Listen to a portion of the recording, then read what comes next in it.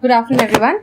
I'm Namita Wahi, and on behalf of the CPR Land Rights Initiative, I'm very pleased to welcome all of you, and especially our speakers, Kumar Sambhav, Ankur Paliwal, and Bhasker Tripathy, to the talk today, where they're going to be speaking about mapping land conflicts in India.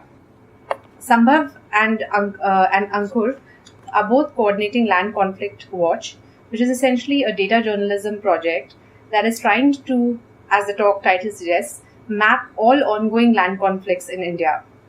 And they have already done an analysis of 331 land conflicts. And what they're going to share with us today are findings from this ongoing research. And Bhasker is working on the project with them. They are all journalists who have had very illustrious journalistic careers, working on issues at the intersection of human rights and industry, politics, and environment. So without further ado, I will hand over to Sambhav to start us off. Good afternoon, everyone. I'll start with a brief overview of how and why this project came about. We have seen that conflicts around land have been increasing over the years, irrespective of political cultures. For example, we have seen Nandigram and Singur in the left-ruled West Bengal, coastal communities protesting against ports in the BJP-ruled Gujarat, and a recent NGT petition by the Lipa village against a hydroelectric project in the Congress-ruled Himachal Pradesh. The scale and form of violations and violence might vary from state to state, but conflicts around land are increasingly happening across the country. We have been increasingly seeing this. However, to the best of our knowledge, there has been no nation-wide study on the nature, spread, and impact of the ongoing conflicts in India in the past few years. One of the most significant studies on land conflicts was carried out by the Center for Policy Research Land Rights Initiative recently, which analyzed all the disputes related to private land acquisition adjudicated by the Supreme Court so far. Another important study was done by the Rights and Resources Initiative, a Washington-based think tank, in 2014, in which it analyzed land conflicts reported in the national media over 2 years. However, if we look at the ongoing land conflicts in the country, and my colleague Ankur will illustrate this with data, a significant number of conflicts are not related to acquisition of private land. They are happening around the use of common land. Often they do not reach the courts, but manifest in the form of extra legal protest on ground. Many of the conflicts are also not covered by the national media. They often get reported in the vernacular press as isolated incidents. As a result, the aggregate picture of the scale and the intensity of the conflicts and the emerging trends at the national level remain unclear. We are trying to bridge this gap. Building on the Rights and Resources Initiative study of 2014, we thought of devising a project that captures conflicts not only reported in the national media, but documented in any written or audio-visual format from village to the national level. And that's how the idea of Land Conflict Watch came about. We worked with the land rights scholars at the Rights and Resources Initiative in Washington, DC, and also with the Tata Institute of Social Sciences in Mumbai, and with the web developers to devise this portal that allows online documentation, submission, review, mapping, and analysis of land conflicts. It not only presents a macro picture of the conflicts at the national level, but also zooms in to give details of each conflict at the micro level. While my colleague Bhasker will take us through the website and explain how to use its different features, I'll briefly talk about the methodology that we follow to collect and verify data. We have enrolled researchers and journalists in most of the states who keep a track of land conflicts reported in their regions. They have their user accounts on the portal, which gives them access to an online form that is used to submit data on a particular conflict. Each form is thoroughly reviewed and it goes to and fro between the researchers and the reviewers to ensure accuracy and proper sourcing of data. Once the form is approved, the conflict is added into the database and its numbers are reflected on the website. So, as we wait for the PowerPoint to come along, what I'll do is that we did some analysis of the data that we had gathered. I'll just walk you through that, what our data actually means. So we analyzed data of 331 conflicts. Together they affect over 3.6 million people and span over 1 million hectares of land. and affect business or investment worth 1.2 million rupees. Some of these conflicts turn violent and violate human rights. The disputes are more intense in resource-rich states like Chhattisgarh, Jharkhand, and Odisha, where land is forcefully acquired, public hearings are farcical, documents are forged, dissenters are booked under false charges, compensation is paid partially, houses are torched, and people get killed. Just to give you some examples, in October last year, 4 people were killed in Barkagaon area, part of Asia's richest coal block in Jharkhand, when police opened fire on people who were protesting against acquisition of their farmland by government for National Thermal Power Corporation. Next case is an example from Chhattisgarh. Heavily forested Raughat Hills near Kaker district have one of the largest iron ore deposits in India. For Gond tribals living in the region, these hills are their god that they worship and also depend on it for their livelihood. For obvious reasons, these hills also attracted the attention of Steel Authority of India that wants to mine there and feed the ores to its highest profit-making company, Bhilai Steel Plant. The company also wants to build a township, a hospital, a school there for its employees. About 3 years ago, when tribals learned about the activities of the company, they started protesting against mining and formed an organization called Raughat Sangharsh Samiti. As the movement started to build up, so did the security presence in the area. Around the affected villages, about 35 in number. In no time, leader of the movement was picked up by the police, and then the second leader was picked up by the police, and whoever then raised the voice was picked up by the police.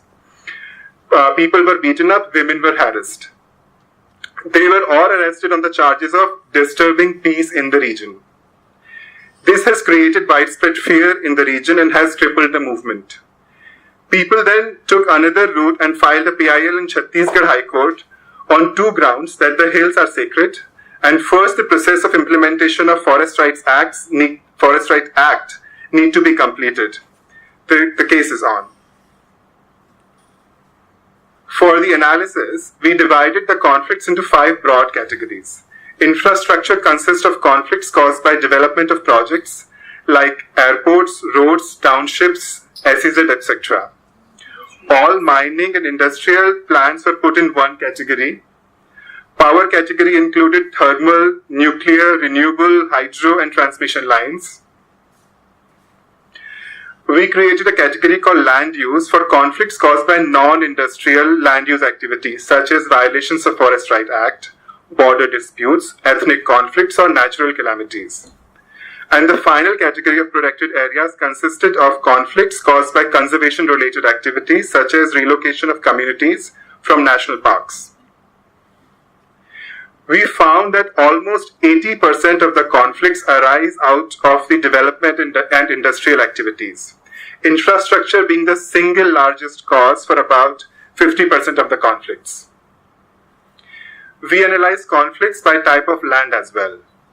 We found that majority of the conflicts involve common lands and not private lands. To break it further, 29% of the conflicts involved only common lands, 27% involved only private lands, and 43% involved both common and private lands. We tried to trace the involvement of forest land in conflicts. We found that 44% of all the conflicts involved forest land. They affected about 2.3 million people, which is more than 60% of the total population affected by all the conflicts that we have documented. We analyzed the conflicts happening in Naxal-affected areas. 106 total districts as identified by the government. We found that while these districts account for less than 15% of the total districts in the country, they had 25% of the total conflicts and 30% of the total conflict-affected population. The share of mining and industry-related conflicts and people affected by them was much higher in these districts than the national average. So 33% of the total conflicts in these districts were caused by mining and industry. The national average is 19%. About 39% of the population affected by mining and industry is in these districts. National average is 20%. Like the Naxal-affected districts, we found higher intensity of land conflicts in the districts that have Schedule 5 areas. These districts account for 12% of the total districts in the country, but were the site of 21% of all the conflicts. They also accounted for 34% of the total population affected by land conflicts in the country. Over 51% of all the documented conflicts involved land acquisition, and 64% of these cases were related to infrastructure. I'll break this down further. So we looked at the triggers for conflicts where land acquisition was involved. In 48% of the cases, compensation was an issue, like either it wasn't paid, or wasn't paid fully, or people demanded more. In 30% of the cases, people denied giving their land away, just at all. In 16% of the cases, resettlement or rehabilitation was a major issue. 22% were cases, mostly procedural in nature, like land acquisition notices were not served, or served at the last day, or Gram Sabhas didn't happen properly. Some of the inferences that can be drawn from the analysis are as follows.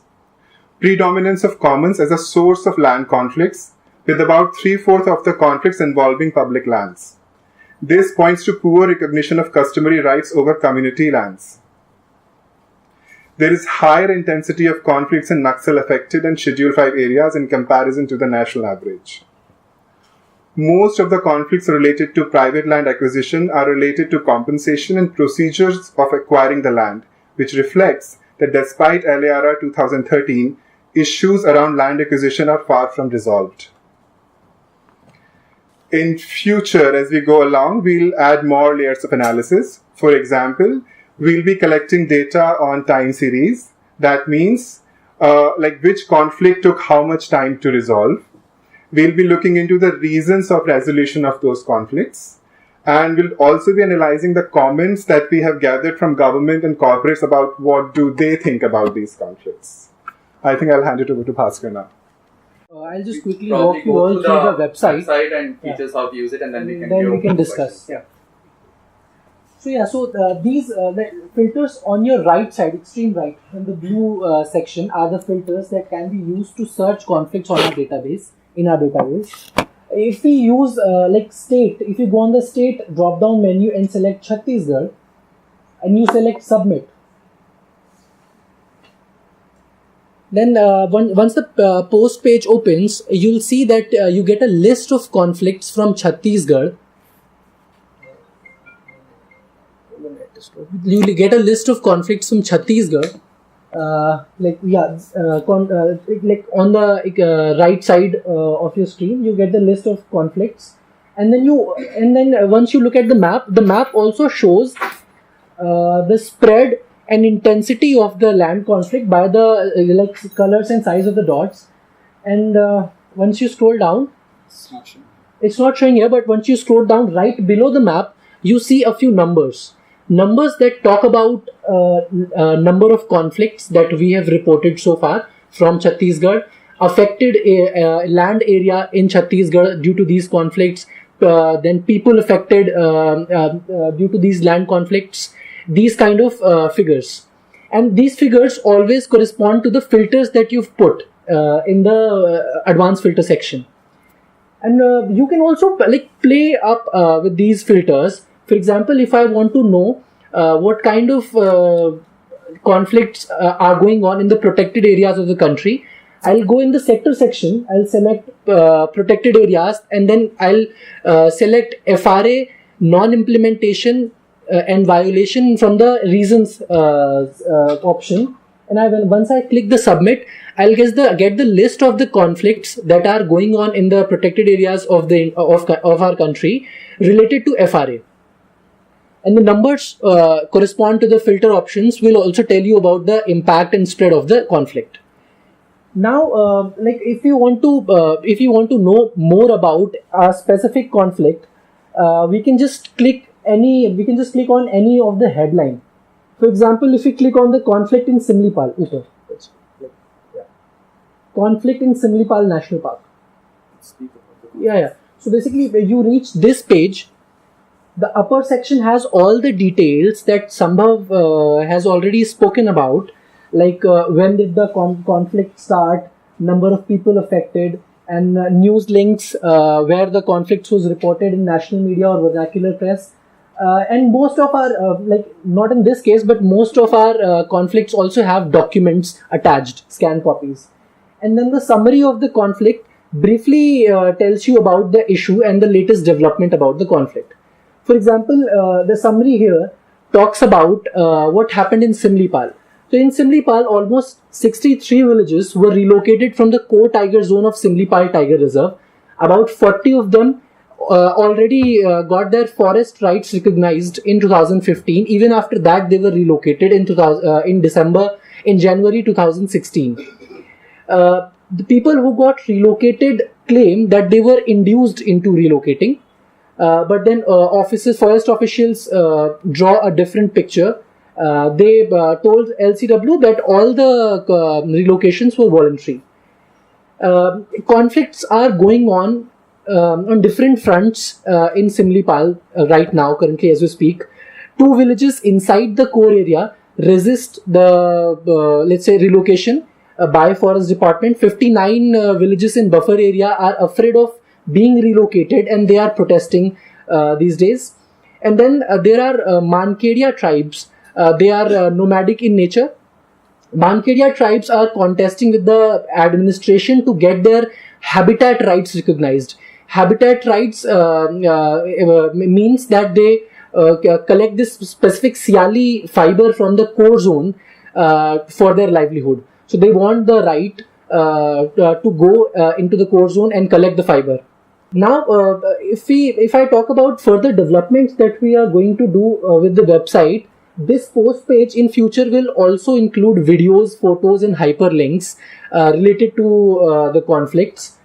So one can also, rather than reading, one can also see or feel whatever is going on in the site.